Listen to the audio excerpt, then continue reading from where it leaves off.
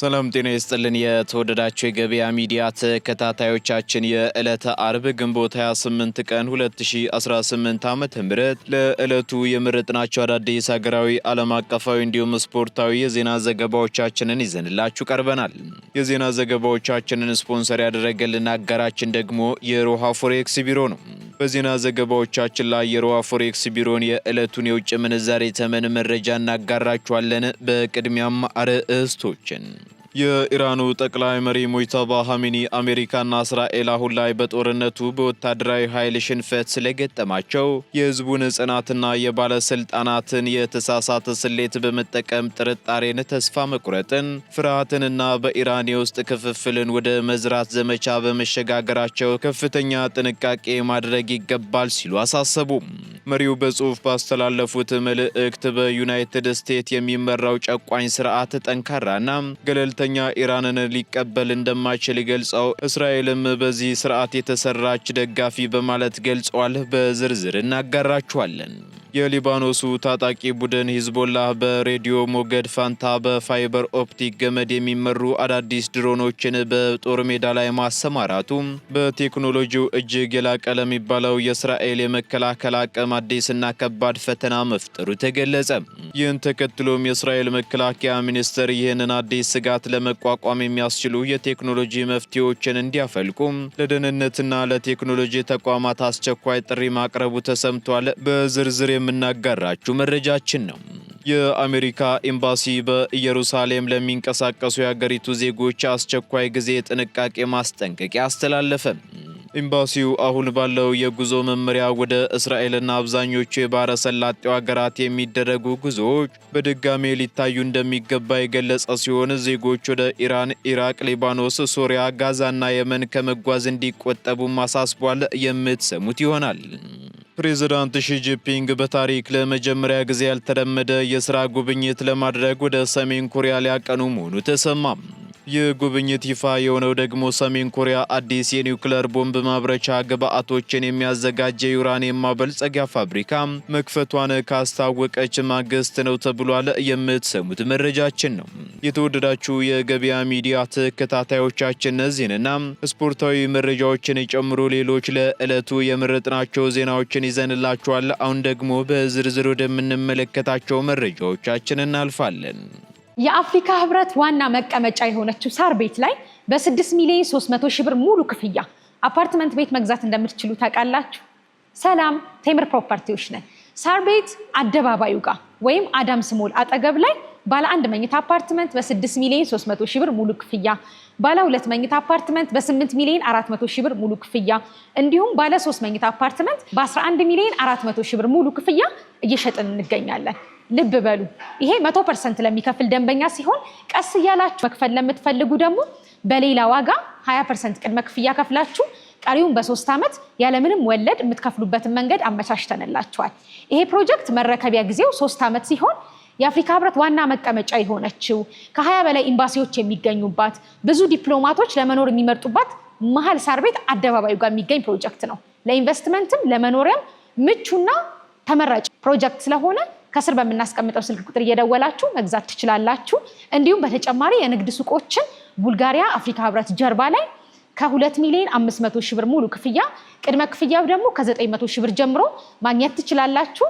ቴምር ፕሮፐርቲስ የህልሞ ማረፊያ። የኢትዮጵያ አየር መንገድና የኢትዮጵያ ንግድ ባንክ አዲስ ዓለም አቀፍ የክፍያ ካርድ ይፋ አደረጉ። የኢትዮጵያ አየር መንገድና የኢትዮጵያ ንግድ ባንክ ከዓለም አቀፉ ቪዛ ኩባንያ ጋር በመተባበር አዲስ ዓለም አቀፍ የክፍያና የግብይት ካርድ ይፋ አድርገዋል። ይህ የክፍያ ካርድም ደንበኞች ከየትኛውም የዓለም ክፍል ሆነው በካርዱ አማካኝነት በቀላሉ ግብይት መፈጸም የሚያስችላቸው መሆኑን የኢትዮጵያ ንግድ ባንክ የኮርፖሬት አገልግሎቶች ኤክስኪዩቲቭ ምክትል ፕሬዝዳንት አቶ ኤፍሬም መኩሪያ ተናግረዋል።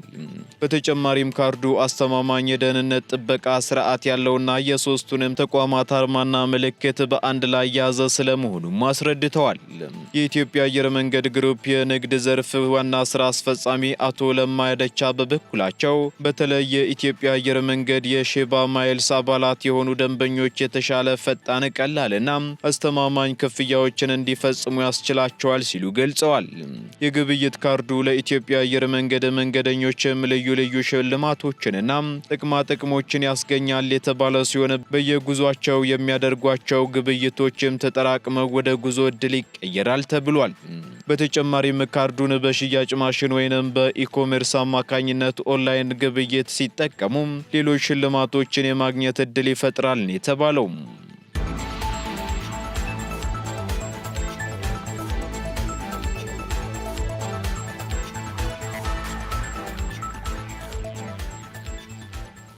ወደ ባህር ማዶ መረጃዎቻችን ስንሸጋገር የኢራኑ ጠቅላይ መሪ ጠላት በጦር ሜዳ ሽንፈት ስለገጠመው እንዳይከፋፍለን መጠንቀቅ አለብን ሲሉ ተናገሩ።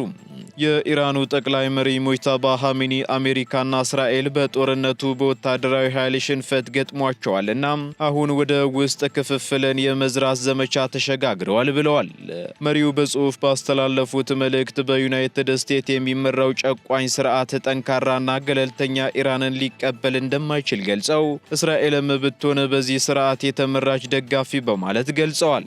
ስለሆነም ጠላት ወታደራዊ ውድቀትና ጥልቅ ውርደትን አጋጥሞታል ያሉት ሙጅተባ ኻሜኒ አሁን በሁለት ነጥቦች ላይ ያተኮረ ድብልቅ ጦርነት ያካሂዳል በማለት የህዝቡን ጽናትና የባለስልጣናት የተሳሳተ ስሌት ዋነኛው መሳሪያቸው በመሆኑ ጥርጣሬን፣ ተስፋ መቁረጥን፣ ፍርሃትንና መከፋፈልን መዝራት ነው ሲሉ አስረድተዋል። ጠቅላይ መሪው አክለውም በህዝቦች መካከል ቂምን ወይንም ተስፋ መቁረጥን የሚፈጥር ማንኛውም ተግባር የዚችን ሀገርና ህዝቧን ጠላት የማዋረድ አይነት ነው ሲሉ ሁሉም ኢራናውያን በጽናት በግልጽ እይታና በአንድነት እንዲቆሙ አሳስበዋል።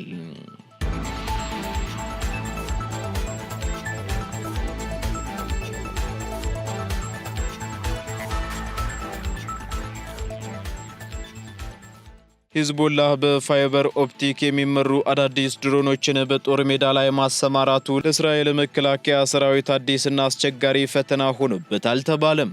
የሊባኖሱ ታጣቂ ቡድን ሂዝቦላህ በሬዲዮ ሞገድ ፈንታ በፋይበር ኦፕቲክ ገመድ የሚመሩ አዳዲስ ድሮኖችን በጦር ሜዳ ላይ ማሰማራቱ በቴክኖሎጂው እጅግ የላቀ ለሚባለው የእስራኤል የመከላከል አቅም አዲስና ከባድ ፈተና መፍጠሩ ተገልጿል። እነዚህ አዳዲስ ድሮኖችም እስከ 30 ኪሎ ሜትር ሊረዝም በሚችልና እጅግ በቀጭን የፋይበር ኦፕቲክ ገመድ በቀጥታ ከአንቀሳቃሹ ወይንም ከኦፕሬተሩ ጋር የተገናኙ በመሆናቸው እንደ መደበኛ ድሮኖች በሬዲዮ ሞገድ ወይንም በሳተላይት ጂፒኤስ አይመሩም ተብሏል። ይህ የቴክኖሎጂ ባህሪያቸው ደግሞ እስራኤል ድሮኖችን ለማክሸፍ የምትጠቀምባቸውን የኤሌክትሮኒክስ የጦርነት መገናኛ ዘዴዎች ወይንም ጃሚንግ ሲስተም ሙሉ በሙሉ ተፈታታኝ አድርጎታል የተባለው። በተጨማሪም ድሮኖቹ ምንም አይነት የሬዲዮ ምልክት ስለማይሰጡና ከቀላል ፋይበር ግላስ ስለሚሰሩ በእስራኤል የራዳር መከላከያ ዘዴዎች ውስጥ ሳይታወቁ አልፈው ጥቃት የመሰንዘር ከፍተኛ አቅም አላቸው ተብሏል። ቀደም ሲል በሩሲያና ዩክሬን ጦርነት ላይ ታይቶ የነበረው ይህ ታክቲክ በአሁኑ ወቅት በሂዝቦላህ አማካኝነት በደቡብ ሊባኖስና በእስራኤል ሰሜናዊ ድንበር ላይ በስፋት ጥቅም ላይ እየዋለ መሆኑ ተገልጿል። እነዚህ ርካሽ ነገር ግን እጅግ ገዳይ የሆኑ ድሮኖች በድንበር አካባቢ በሚንቀሳቀሱ የእስራኤል እግረኛ ወታደሮችና ታንኮች ላይም ድንገተኛ ጥቃቶችን በመሰንዘር የሰው ሕይወት ማጥፋታቸውና በርካታ ወታደሮችን ማቁሰላቸውም ተነግሯል። በሌላ በኩል የእስራኤል መከላከያ ሚኒስቴር ይህንን አዲስ ስጋት ለመቋቋም የሚያስችሉ የቴክኖሎጂ መፍትሄዎችን እንዲያፈልቁ ለደህንነትና ለቴክኖሎጂ ተቋማት አስቸኳይ ጥሪ አቅርበዋል። በአሁኑ ወቅት በጦር ሜዳ ላይ የሚገኙ የእስራኤል ወታደሮችም ጊዜያዊ መፍትሄ ለማግኘት የጦር ሰፈሮቻቸውን በደህንነት መረቦች ከመሸፈን ጀምሮ ድሮኖችን በተኩስ ጥቃት ለመጣል የሚሞክሩ ቢሆንም ስጋቱን ሙሉ በሙሉ መግታት አልቻሉም።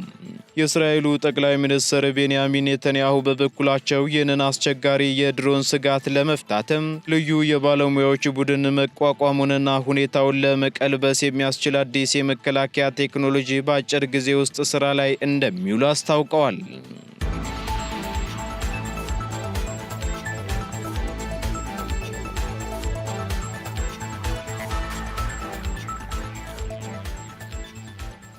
በኢየሩሳሌም የሚገኘው የአሜሪካ ኤምባሲ በግዛቲቱ ውስጥ የሚንቀሳቀሱ የአገሪቱ ዜጎች ከፍተኛ ጥንቃቄ እንዲያደርጉ የሚያስጠነቅቅ መመሪያ አውጥቷል። ኤምባሲው ባወጣው መግለጫ በአካባቢው ካለው ከፍተኛ ውጥረት የተነሳ የጸጥታ ሁኔታ ውስብስብ መሆኑንና በፍጥነት ሊለዋወጥ እንደሚችልም አስታውቋል። በዚህም ምክንያት በመካከለኛው ምስራቅ የሚገኙ የአሜሪካ ዜጎች ቀጣይነት ያለው ጥንቃቄ እንዲያደርጉና አዳዲስ እውነቶችን ለመከታተል የዜና ማሰራጫዎችን በንቃት እንዲከታተሉ አሳስቧል። በተጨማሪም ዜጎች ሊከሰት ከሚችል ማንኛውም አይነት የየብስም ሆነ የአየር ላይ ጥቃት ራሳቸውን ለመጠበቅ በአቅራቢያቸው የሚገኝ መጠለያ ያለበትን ቦታ አስቀድመው ማወቅ እንዳለባቸው በማስጠንቀቂያው ጠቁሟል። በሌላ በኩል ኤምባሲው አሁን ባለው የጉዞ መመሪያ ወደ እስራኤልና አብዛኛዎቹ የባህረ ሰላጤው ሀገራት የሚደረጉ ጉዞዎች በድጋሚ ሊታዩ እንደሚገባ የገለጸም ሲሆን ዜጎች ወደ ኢራን፣ ኢራቅ፣ ሊባኖስ፣ ሶሪያ፣ ጋዛና የመን ከመጓዝ እንዲቆጠቡም አሳስቧል። ይህ የጉዞ ክልከላና የጥንቃቄ ማስጠንቀቂያ በአሁኑ ወቅት ምን እንደተቀሰቀሰ በግልጽ ባይታወቅም ከኢራን ጦርነት በፊት በአምባሳደር ማይክ ሀኪቢ የቀረበውን መሰል ማስጠንቀቂያና ዜጎች ቀጠናውን ለቀው እንዲወጡ የተላለፈ የቀድሞ መመሪያዎችን የሚያስታውስ ሆኗል።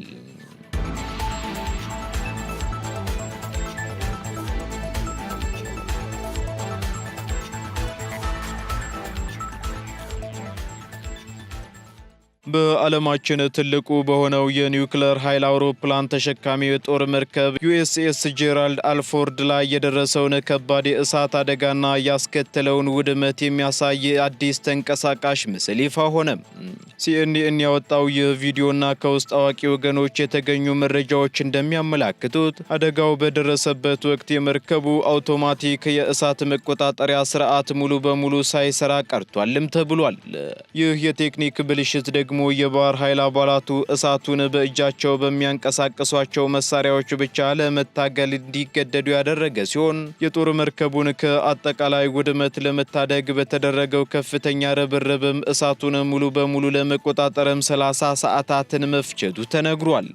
የወጣው ምስል እንደሚያመላክተው ከሆነ ደግሞ በደረሰው አደጋ የመርከቡ ወታደሮች መኝታ ክፍል ሙሉ በሙሉ የወደመ ሲሆን አልጋዎችም ወደ ከሰልነት ተቀይረውና የጣራ ሽቦዎችም ተቃጥለው ተንጠልጥለው ይታያሉ። ይህ ጉዳት የአሜሪካ ባህር ኃይል መጀመሪያ ላይ ከገለጸው መረጃ በላይ እጅግ የከፋ መሆኑን ያረጋገጠም ሲሆን በአደጋው ሳቢያ ወደ 600 የሚጠጉ ወታደሮች የመኝታ ቦታቸውን ሲያጡ 200 የሚሆኑት ደግሞ በጭስ መታፈን ጉዳት ደርሶባቸዋል ተብሏል።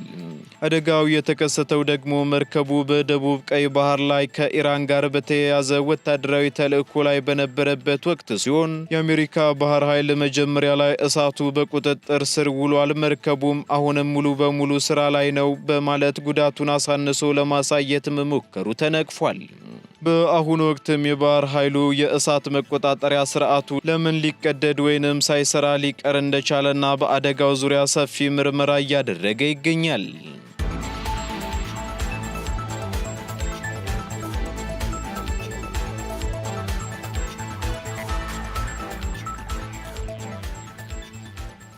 ፕሬዝዳንት ሺጂንፒንግ በታሪክ ለመጀመሪያ ጊዜ ያልተለመደ የሥራ ጉብኝት ለማድረግ ወደ ሰሜን ኮሪያ ሊያቀኑ መሆኑ ተሰማም።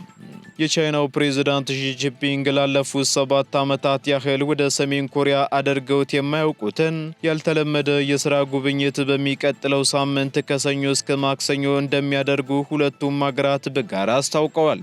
ይህ ጉብኝት ይፋ የሆነው ደግሞ ሰሜን ኮሪያ አዲስ የኒውክሌር ቦምብ ማምረቻ ግብዓቶችን የሚያዘጋጅ የዩራኒየም ማበልጸጊያ ፋብሪካ መክፈቷን ካስታወቀች ማግስት ነው።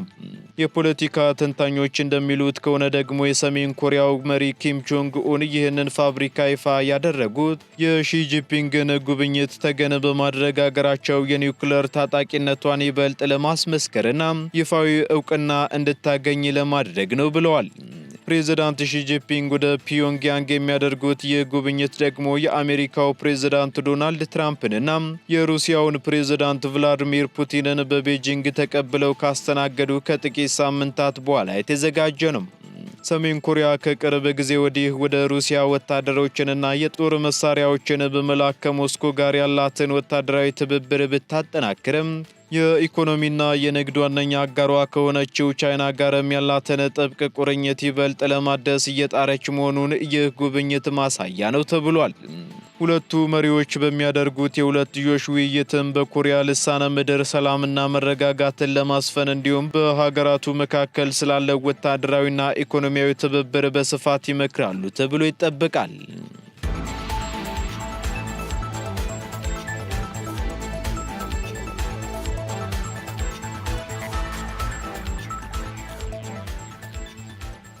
ቀጥለናል። ውድ ተከታታዮቻችን ወደ ስፖርታዊ መረጃዎቻችን ስንሸጋገር ኢትዮጵያውያን አትሌቶች ከአንደኛ እስከ ሰባተኛ በመውጣት ሲያሸንፉ ወላይታ ዲቻን ከነገሌ አርሲ ያገናኘው የሲቢ ኢትዮጵያ ፕሪሚየር ሊግ የ34ኛ ሳምንት ተስተካካይ ጨዋታ ግብ ሳይቆጠርበት 0-0 ተጠናቋል። እንዲሁም የኢትዮጵያ ብሔራዊ ቡድን በድሬዳዋ የመጀመሪያ ልምምዱን ሲያከናውን ዓለም አቀፍ የወዳጅነት ጨዋታዎችም እየተካሄዱ መሆኑን ጨምሮ ሌሎች ወቅታዊ ስፖርታዊ መረጃዎችን መኮንን አልሞ አዘጋጅቷቸዋል። ተከታትለን እንመለስ። አመሰግናለሁ መላኩ። እንደምን ዋላችሁ ውድ የገበያ ሚዲያ ቤተሰቦቻችን፣ እነሆ የዕለቱን ስፖርታዊ ዜናዎች ወደ እናንተ አደርሳለሁ። ኢትዮጵያውያን አትሌቶች ከአንደኛ እስከ ሰባተኛ በመውጣት አሸንፈዋል። ሌሊቱን በሮም በተደረገ የዳይመንድ ሊግ ውድድር በሴቶች 5000 ሜትር አትሌት ልቅና አምባው የዓመቱን ፈጣን ሰዓት በማስመዝገብ አሸንፋለች። በ2026 ዳይመንድ ሊግ አራተኛ መዳረሻ ከተማ በሆነችው ሮም ኢትዮጵያውያን አትሌቶች ተከታትለው በመግባት አሸንፈዋል። 10 ኢትዮጵያውያን እንስት አትሌቶች በተካፈሉበት የ5000 ሜትር ውድድር አትሌት ልቅና አምባው ምርጥ ሰዓት በማስመዝገብ ነው ያሸነፈችው። እስከ ሰባተኛ ያለውን ደረጃ ኢትዮጵያውያን እንስት አትሌቶች ይዘው ባጠናቀቁበት ውድድር አትሌት ልቅና አምባው 14 ደቂቃ ከ18 ሰከንድ ከ41 ማይክሮ ሰከንድ በመግባት የወቅቱን ፈጣን ሰዓት በማስመዝገብ ድል አድርጋለች። አትሌቷ በሻንጋይ ዳይመንድ ሊግ ሁለተኛ ደረጃ ይዛ ማጠናቀቋም አይዘነጋም። አለሽኝ ባወቀ፣ ፍሬወይኒ ኃይሉ፣ ንግስ ጌታቸው፣ መዲና ኢሳ፣ ሂሩት መሸሻና ፋንታ በላይነህ ከሁለተኛ እስከ ሰባተኛ ያሉትን ደረጃዎች ይዘው አጠናቀዋል። ከነዚህ አትሌቶች መዲና ኢሳ በርቀቱ የዓመቱን ፈጣን ሰዓቷን ስታስመዘግብ፣ ሌሎቹ አትሌቶች በ5000 ሜትር ያላቸውን የግል ምርጥ ሰዓት አሻሽለዋል። በሲቢ የኢትዮጵያ ፕሪሚየር ሊግ ትላንት አንድ ተስተካካይ ጨዋታ ተደርጓል። ወላይታ ዲቻን ከነገሌ አርሲ ያገናኘው የሲቢ የኢትዮጵያ ፕሪሚየር ሊግ የ34ኛ ሳምንት ተስተካካይ ጨዋታ ግብ ሳይቆጠርበት 0-0 ተጠናቋል። በሲቢ የኢትዮጵያ ፕሪሚየር ሊግ ተስተካካይ መርሃ ግብር ነው ነገሌ አርሲ ከወላይታ ዲቻ 0-0 የተለያዩት። ነገሌ አርሲ ያለፉትን 3 ጨዋታዎች ማሸነፍ አልቻለም። በሁለቱ አቻ ሲለያይ በአንዱ ተሸንፏል። ወላይታ ዲቻ በበኩሉ ያለፉትን 3 ተከታታይ ጨዋታዎች በአቻ ውጤት አጠናቋል። በዚህም የ34ኛ ሳምንት ጨዋታዎች ከተጠናቀቁ በኋላ የሲቢ የኢትዮጵያ ፕሪሚየር ሊግን እየመራ የሚገኘው ሲዳማ ቡና ነው። 34 ጨዋታዎችን አድርጎ 19 ንጹህ ግቦችንና 61 ነጥብ የሰበሰበው ሲዳማ ቡና ሊጉን እየመራ ሲሆን፣ እንዲሁም መቻል በ34 ጨዋታዎች 17 ንጹህ ግቦችንና 53 ነጥቦችን በመሰብሰብ በግብ ክፍያ በልጦ ሁለተኛ ደረጃ ላይ ተቀምጧል። በተመሳሳይ ነገሌ አርሲ 53 ነጥቦች ያሉት ሲሆን በ10 የግብ ክፍያ በመቻል ተበልጦ ሶስተኛ ደረጃ ላይ ተቀምጧል። ሐዋሳ ከተማ በ48 ነጥቦች አራተኛ ሲሆን ኢትዮ ኤሌክትሪክ በ46 ነጥቦች አምስተኛ ነው። ባህር ዳር ከተማ፣ ኢትዮጵያ ቡና፣ ቅዱስ ጊዮርጊስና ፋሲል ከነማ ደግሞ በ46 ነጥቦች ተከታዩን ደረጃ ይዘው ይገኛሉ። መቀለ ሰባ እንደርታና ድሬዳዋ ከተማ በ35 ነጥቦች ወራጅ ቀጠና ላይ 18ኛና 19ኛ ላይ ሲገኙ፣ አርባ ምንጭ ከተማ ደግሞ እንደዚሁ በ32 ነጥቦች የሊጉን የመጨረሻ 20ኛ ደረጃ ይዞ ይገኛል። የኢትዮጵያ ብሔራዊ ቡድን በድሬዳዋ የመጀመሪያ ልምምዱን አከናውኗል። የዋሊያዎቹ አባላት በትላንትናው ዕለት ወደ ድሬዳዋ ማምራታቸው የሚታወቅ ሲሆን ጥቂት ረፍት ካደረጉ በኋላ አመሻሽ 11 ሰዓት ከ40 ጀምሮ ልምምዳቸውን አከናውነዋል። በስብስቡ ውስጥ የሚገኙት 21 ተጫዋቾችን በተሟላ ሁኔታ ልምምዳቸውን አከናውነዋል። የድሬዳዋ ከተማ አስተዳደር ከንቲባ የተከበሩ አቶ ከድር ጁዋር በስፍራው በመገኘት የብሔራዊ ቡድኑን ልምምድም ተከታትለዋል። ዋሊያዎቹ ልምምዳቸውን ዛሬም የሚቀጥሉ ሲሆን በነገው ዕለት ደግሞ የወዳጅነት ጨዋታ ያደርጋሉ። ዓለም አቀፍ የወዳጅነት ጨዋታዎችም እየተካሄዱ ነው። 6 ቀናት ለቀረው የዓለም ዋንጫ ውድድር ሀገራት ዝግጅት እያደረጉ ሲሆን ሌሊቱንም የወዳጅነት ጨዋታዎች ተደርገዋል። አፍሪካዊቷ ሀገር ኮት ዲቫር የአውሮፓዋን ሀያል ፈረንሳይን በወዳጅነት ጨዋታ 2-1 አሸንፋለች። የኮት ዲቫርን የማሸነፊያ 2 ግቦች የዲዘሬ ድዌ ወንድም የሆነው ጉኤሌ ድዌ 53ኛው ደቂቃ ላይ እንዲሁም ደግሞ አማድ ዲያሎ 84ኛው ደቂቃ ላይ አስቆጥረዋል። የፈረንሳይን ከሽንፈት ያልታደገችና መሪ አድርጋ የነበረች ግብ ደግሞ ሪያን ቸርኬ በ45ኛው ደቂቃ ላይ አስቆጥረዋል። በዚህ ጨዋታ ላይ ሁለቱ ወንድማማቾች የፒኤስጂ የፊት መስመር ተጫዋች የሆነው ፈረንሳዊ ኮከብ ዲዜሪ ዱዌና እንዲሁም ደግሞ ለኮትዲቫር የሚጫወተው ጉሌ ዱዌ ተገናኝተው ነበር። ስዊድንና ግሪክ እንዲሁ ያደረጉትን የወዳጅነት ጨዋታ ደግሞ 2-2 አጠናቀዋል። ለስዊድን ዮኬሬሽና ኔልሰን ሲያስቆጥሩ ለግሪክ ደግሞ ሲማካስና ማሶራስ አስቆጥረዋል። በተመሳሳይ ሀገረ ስፔንም በወዳጅነት ጨዋታ ከኢራቅ ጋር 1-1 ተለያይታለች። የስፔንን ግብ ፌራን ቶሬስ ሲያስቆጥር የኢራቅን ያቻነት ግብ ደግሞ ዶስኪ አስቆጥረዋል። መላኩ ለሰዓቱ ያስኳቸው ስፖርታዊ ዜናዎች እነዚህን ይመስሉ ነበር። አመሰግናለሁ።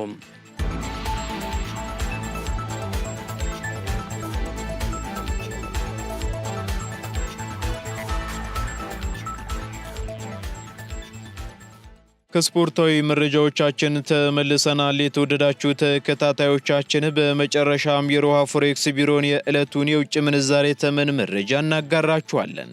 በዚህም አንድ የአሜሪካ ዶላር 173 ብር ከ28 ሳንቲም እየተገዛ 176 ብር ከ74 ሳንቲም እየተሸጠ ይገኛል። ፓውንድ ስተርሊንግ 228 ብር ከ75 ሳንቲም እየተገዛ 233 ብር ከ32 ሳንቲም እየተሸጠ ይገኛል። ዩሮ ደግሞ 198 ብር ከ60 ሳንቲም መግዣው ሲሆን እንዲሁም መሸጫው 202 ብር ከ57 ሳንቲም ሆኗል። ስዊስ ፍራንክ 217 ብር ከ27 ሳንቲም እየተገዛ 221 ብር ከ61 ሳንቲም እየተሸጠ ይገኛል። የተባበሩት አረብ ኤምሬት ድራም ደግሞ 46 ብር ከ90 ሳንቲም እየተገዛ 47 ብር ከ83 ሳንቲም እየተሸጠ ይገኛል። የሳውዲ ሪያል ደግሞ 45 ብር ከ85 ሳንቲም መግዣው ሲሆን መሸጫው እንዲሁ 46 ብር ከ76 ሳንቲም ሆኗል። የቻይናው ዩዋን 24 ብር ከ84 ሳንቲም እየተገዛ 25 ብር ከ33 ሳንቲም እየተሸጠ ይገኛል። የካናዳ ዶላር 122 ብር ከ10 ሳንቲም እየተገዛ 124 ብር ከ54 ሳንቲም እየተሸጠ መሆኑን የሮሃ ፎሬክስ ቢሮ የዕለቱ የውጭ ምንዛሬ ተመን መረጃ ያመለክታል።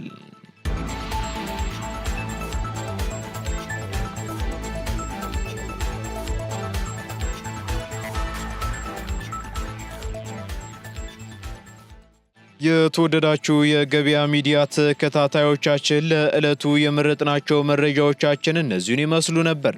እንዲሁም ስፖርታዊ መረጃዎችን ጨምሮ አዳዲስ ኢኮኖሚያዊ፣ ማህበራዊና ፖለቲካዊ መረጃዎቻችንን ለማግኘት ታዲያም የገበያ ሚዲያን እንድትወዳጁ እንጋብዛለን። ሰናይ ጊዜን ተመኘን። የአፍሪካ ህብረት ዋና መቀመጫ የሆነችው ሳር ቤት ላይ በ6 ሚሊዮን 300 ሺህ ብር ሙሉ ክፍያ አፓርትመንት ቤት መግዛት እንደምትችሉ ታውቃላችሁ? ሰላም ቴምር ፕሮፐርቲዎች ነን። ሳር ቤት አደባባዩ ጋር ወይም አዳምስ ሞል አጠገብ ላይ ባለ 1 መኝታ አፓርትመንት በ6 ሚሊዮን 300 ሺህ ብር ሙሉ ክፍያ፣ ባለ 2 መኝታ አፓርትመንት በ8 ሚሊዮን 400 ሺህ ብር ሙሉ ክፍያ እንዲሁም ባለ 3 መኝታ አፓርትመንት በ11 ሚሊዮን 400 ሺህ ብር ሙሉ ክፍያ እየሸጥን እንገኛለን። ልብ በሉ፣ ይሄ 100% ለሚከፍል ደንበኛ ሲሆን ቀስ እያላችሁ መክፈል ለምትፈልጉ ደግሞ በሌላ ዋጋ 20% ቅድመ ክፍያ ከፍላችሁ ቀሪውን በ3 ዓመት ያለምንም ወለድ የምትከፍሉበትን መንገድ አመቻችተንላችኋል። ይሄ ፕሮጀክት መረከቢያ ጊዜው 3 ዓመት ሲሆን የአፍሪካ ህብረት ዋና መቀመጫ የሆነችው ከ20 በላይ ኤምባሲዎች የሚገኙባት ብዙ ዲፕሎማቶች ለመኖር የሚመርጡባት መሀል ሳር ቤት አደባባዩ ጋር የሚገኝ ፕሮጀክት ነው። ለኢንቨስትመንትም ለመኖሪያም ምቹና ተመራጭ ፕሮጀክት ስለሆነ ከስር በምናስቀምጠው ስልክ ቁጥር እየደወላችሁ መግዛት ትችላላችሁ። እንዲሁም በተጨማሪ የንግድ ሱቆችን ቡልጋሪያ አፍሪካ ህብረት ጀርባ ላይ ከ2 ሚሊዮን 500 ሺህ ብር ሙሉ ክፍያ፣ ቅድመ ክፍያው ደግሞ ከ900 ሺህ ብር ጀምሮ ማግኘት ትችላላችሁ። ቴምር ፕሮፐርቲስ የህልሞ ማረፊያ